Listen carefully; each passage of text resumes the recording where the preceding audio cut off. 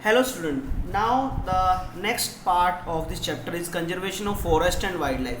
Forest and wildlife can be conserved by setting up areas like biosphere reserve, like wildlife sanctuary, national park and biosphere reserves.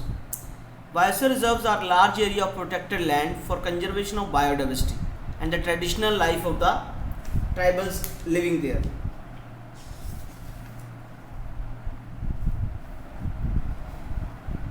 There are 18 biosphere reserve in India such as Nanda Devi Biosphere Reserve, the Panchmari Biosphere Reserve, the Sundarban Biosphere Reserve and the Great Nicobar Biosphere Reserve.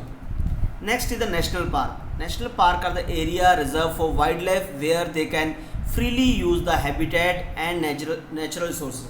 Habitat is the place where the organisms are living.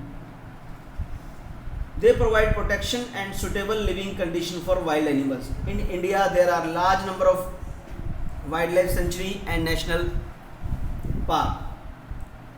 Now, this national park are Bandipur National Park, Gir Forest National Park, and Kaziranga National Park. These are some of the parks which are there in India. Wildlife sanctuary are the area where animals are protected from any disturbance to them or their habitat. So the wildlife sanctuary, they provide protection and suitable living condition for wild animals. These animals can breed and multiply in these regions, you can say. National park are the area reserved for wildlife where they can freely use the habitats and natural resources. Satpura National Park is the first reserve forest in India.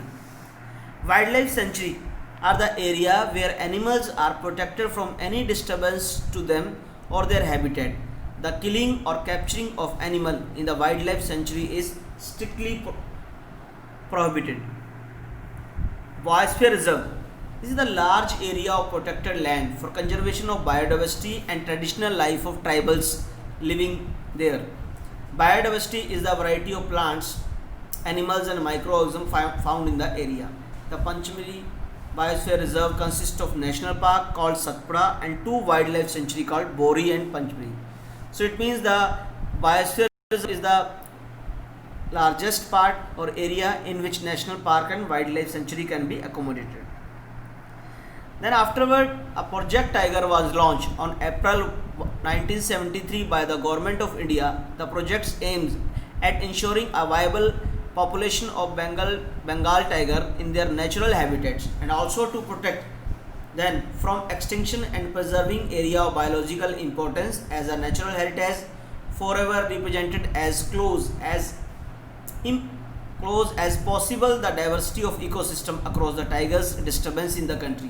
It means to enhance the number of tiger, the government has launched this project. The project task force visualize these tiger reserve as breeding nuclei.